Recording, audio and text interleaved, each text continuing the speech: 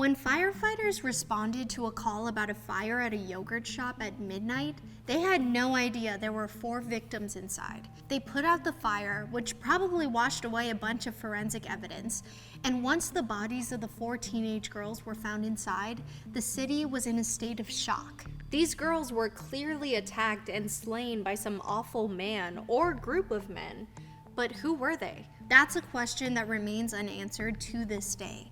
While I tell it to you, I'm going to make a sheet pan pancake. On December 6th of 1991, a 15-year-old girl named Sarah Harbison and her 13-year-old friend Amy Ayers went to every teenager's favorite hangout spot, the mall. These girls specifically went to North Cross Mall in Austin, Texas to go shopping, gossip, and probably mess around with stuff they didn't plan to buy. Sarah and Amy were supposed to go home with Sarah's sister Jennifer and her coworker Eliza. All 4 of them were planning to have a slumber party that night. Both Jennifer and Eliza were 17 years old and worked at a frozen yogurt shop called I Can't Believe It's Yogurt. So I'm going to start by mixing my dry ingredients. I have flour, baking powder, sugar, and salt. The yogurt shop was in a strip mall a few blocks away from the North Cross Mall. So at around 10 p.m., Sarah and Amy decided to walk over and meet Jennifer and Eliza, who were supposed to finish their shifts at 11 p.m. But somewhere along the way, something went terribly wrong, because the next thing you know, an Austin police officer noticed smoke rising from the strip mall. This was right around midnight. The officer immediately notified his firefighter buddies, who arrived at the scene and put out the fire as fast as they could. But once the flames were out, the real nightmare began. That's because first responders found the lifeless bodies of all 4 teenage girls in the rubble, all of whom were fired at in the back of the head. Amy was discovered in the middle of the back room, while the other 3 girls were in the back corner of the room, with Eliza and Sarah stacked on top of one another. All 4 victims weren't wearing their clothes, but instead it looked like someone used their clothes to tie them up and gag them. From those findings, detectives thought the criminals stacked all 4 bodies on top of one another, but since Amy was still alive at the time, she tried to crawl away to maybe save herself or get help. Based on the look of the shop, investigators also believed the assailant tried to cover everything up by placing a bunch of napkins and other flammable items throughout the room and pouring lighter fluid everywhere before setting the fire and leaving the scene. The perp, or group of perps, also took about $540 from the register. Well, since the yogurt shop was badly scorched, most of the evidence was destroyed, and investigators couldn't tell much else about what happened to the victims, so their remains were then sent off to medical examiners. During the autopsies, examiners concluded that 2 of the 4 girls appeared to have been physically violated by a male, and all 4 were hit in the back of the head with bullets. But there were 2 different types of bullets, so this led officials to theorize that they were dealing with more than one attacker. The only real piece of evidence detectives were able to collect was a strand of hair that was recovered from Amy's body. At the time, DNA technology just wasn't where it's at today, so not much could be done with that strand until much later. But it's possible that more evidence could have been recovered if the crime scene was handled properly. Yep. This is one of those cases. So technically the first responders did their job properly, but things got a bit tricky because in doing so, they also got rid of possible evidence. By that I mean the firefighters were successful in putting out the fire, but that meant if there were any other forensic evidence at the scene or on the bodies, it most likely washed away in the process. When it was time to call in special homicide investigators, there was only one who showed up because the city of Austin only had one working the graveyard shift each night. There was also only one fingerprint unit in the city of Austin, so they just weren't equipped to handle forensic evidence in general, which is pretty crucial to crime scene investigations, so I'm not really sure how they solved any cases back in the day. And this wasn't a rural Texas town, it was literally the capital. Well, from the little information they did have, here's what detectives thought went down. A group of 2 or more people planned to rob I Can't Believe It's Yogurt. When they got inside and saw the 14 girls, they amended their plans to involve slaying them. The perp or perps then forced the girls into a storage room and made them take off their clothes to be used as restraints. After doing awful things to their victims, the bad guys sent bullets to the back of the innocent teens' heads, set the building ablaze, and ran for their lives. Now, this whole theory is up for debate. After all, that's why it's called a theory. For me, I feel like it's hard to believe this was just a robbery gone wrong. Wouldn't the assailants have known the shop was still open or had employees inside at the time? And how would they casually have lighter fluid, unless they were planning on burning the building as a part of their robbery plan? But with any case like this, there will always be those details we never learn the answers to. At this point, the bottom line was these 4 innocent girls were slain, and their attacker or attackers were on the loose. So detectives got to work on trying to find out who was responsible. So now I'm gonna mix my wet ingredients. I have plant-based milk, apple cider vinegar, and vanilla extract. When the news was released to the public, the police station was flooded with phone calls from people with tips about the crime and possible suspects, and a bunch of false confessions. Okay, I'll never understand why people call in and confess to a crime they didn't commit. Do they want to go to jail and let these criminals walk free? Well, after officials weeded out the fakes, they created a suspect list that was pretty darn long, actually. It had over 300 names. One of the first people to be investigated was a 16-year-old boy named Maurice Pierce. A tipster who called in reported seeing Maurice at the North Cross Mall with a .22 on the night of the incident. And I didn't mention this earlier, but some of the bullets used on the victims belonged to a .22. It was discovered that Maurice was at the mall with 3 other friends, and since detectives thought there were more than one perp, it seemed like this case was going to get resolved pretty quickly. But when investigators questioned Maurice and his friends, Robert, Forrest, and Michael, things just didn't line up. The weapon was tested, and officials determined it wasn't the one used in the crime. They also compared Maurice and the 3 other boys' DNA against the strand found on Amy, but none of them seemed to be a match. But again, DNA testing wasn't very credible in '91. Regardless, Maurice and his buddies were released and removed from the suspect list. So now I'm gonna cut some bananas. Another early theory was that the crime was carried out by a mass executioner. In Austin at the time, there was a guy named Kenneth McDuff who allegedly snuffed at least 14 people in Texas. One of his victims was a teen whose neck was broken with a broomstick in 1966. So it's safe to assume this guy had no qualms committing another awful crime like the one at the yogurt shop. Kenneth was initially charged for 3 slayings in 1966, where he received the ultimate sentence. But after fatal sentences were abolished and prisons started filling up, Kenneth's case was revisited and he was paroled in 1989. After that, it's believed that Kenneth went on to whack several other people until he was caught and sent to jail again. For Kenneth's second sentence, capital punishment had been reinstated, so he was sentenced to be executed again. And on November 17, 1998, the day of Kenneth's big farewell, he confessed to slaying the 4 teens at the yogurt shop. But before he could share any information about his involvement, it was too late. Kenneth had already been offed. After thoroughly investigating Kenneth as the perp, detectives determined his DNA wasn't a match, and they deemed his confession to be false. Most think he confessed as a way to try and avoid being executed that day. Okay, I guess I can understand a false confession there. Several years after the crime, a fresh set of detectives were assigned to the case. After reviewing the details, they concluded that Maurice and his 3 friends, who were now in their 20s, had been taken off the suspect list too early. And I guess they had enough reason to believe Maurice and his gang were responsible, because in 1999, all 4 were arrested for the crime. Michael and Robert both confessed, but Maurice and Forrest maintained their innocence.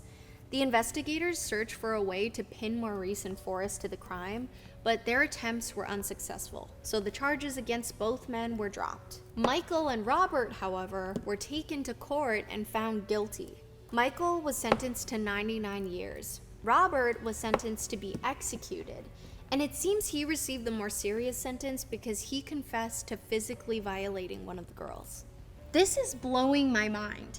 It is so apparent that all 4 men were responsible, and now only 2 of them are getting punished? I can't imagine how hard this all was for the families of the victims.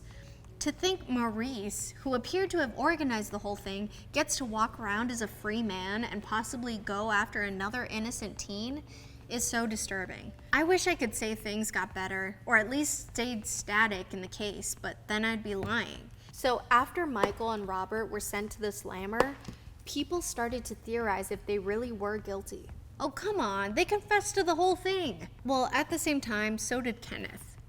Can people stop lying? It makes things way more confusing to think people could lie about something so serious. Anyway, Michael and Robert tried to take back their confessions, claiming they were coerced. And after looking into things more, that seemed to be the truth, because one of the detectives assigned to the case was transferred after he apparently forced confessions in another one of his cases.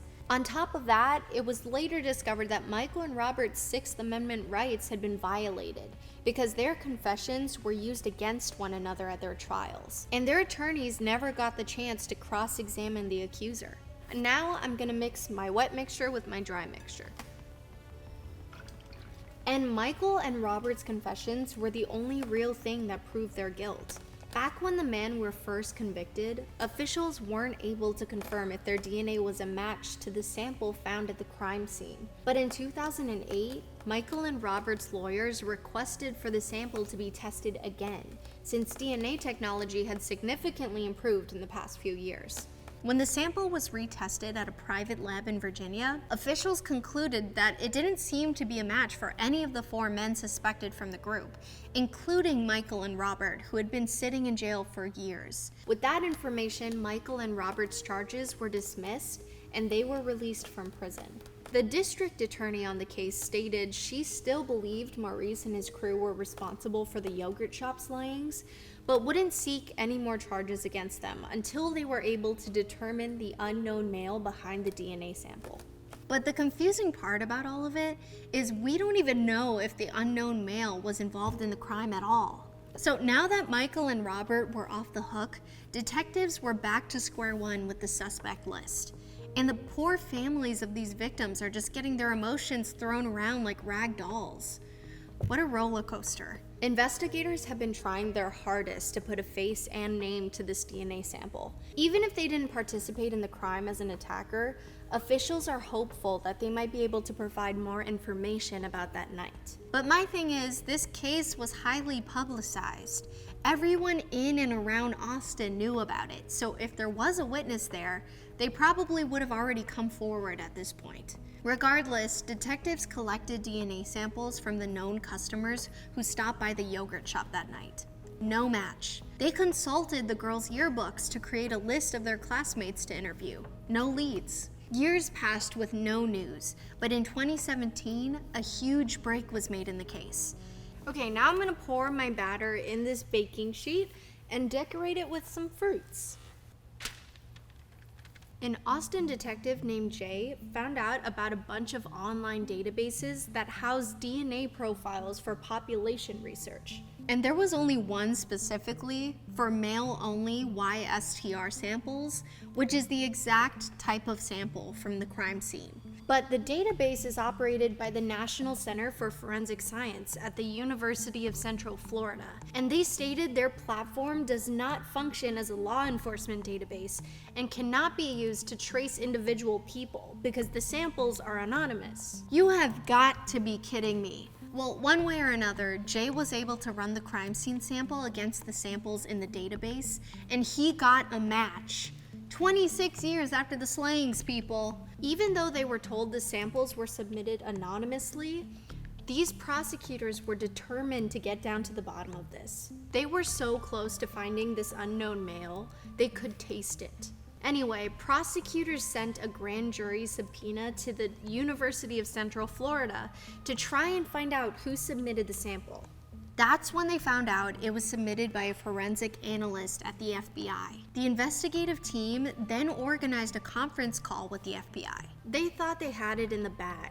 Surely the FBI would hand over the information if they knew what it was for. Well, that's what you'd think. But the FBI stayed firm and refused to disclose the man's identity. This can't be legal. The FBI is preventing a 4-person slaying from getting solved? Is today opposite day? In the FBI's defense, They technically weren't allowed to share any details about the people who submitted samples because there was a federal law created in 1994 that required officials to protect the identity of the people who submitted their DNA for this database. Basically, it's just a big shit show. And now the FBI is all like, oh, these profiles actually aren't suitable for matching to an individual, so there's no way for us to find this guy anyway. Yeah, so traditional DNA confirms a person's identity, but somehow the FBI is claiming that thousands of men could have the same profile as the one that came up as a match, and it would be nearly impossible to use the information to identify a single individual. So now I'm gonna bake my pancake. And that's where the case is currently at.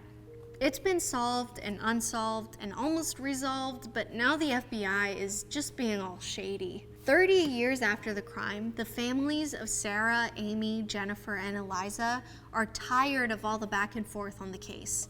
Amy's mom said, "Every time we make a little headway, we take steps backwards. My hope is dimming considerably, unfortunately." With the recent FBI DNA news, more and more people have gained interest in the case and come up with other theories. The most common theory is that Maurice, Forrest, Robert, Michael, and the unknown, or known by the FBI, male are responsible. But there were 2 male customers at the yogurt shop who were there around closing that detectives were never able to identify. Other customers who talked to the police mentioned seeing the 2 men. They said it didn't seem like the men were planning on leaving anytime soon. While the 2 dudes were still in there, Jennifer actually locked the door and put up the closing sign, which is a universal way of saying we're closed, get the out, but the men didn't pick up on it. Or they did and just disregarded it. Both men remain unknown to this day, and it's highly likely that the DNA sample belongs to one of them.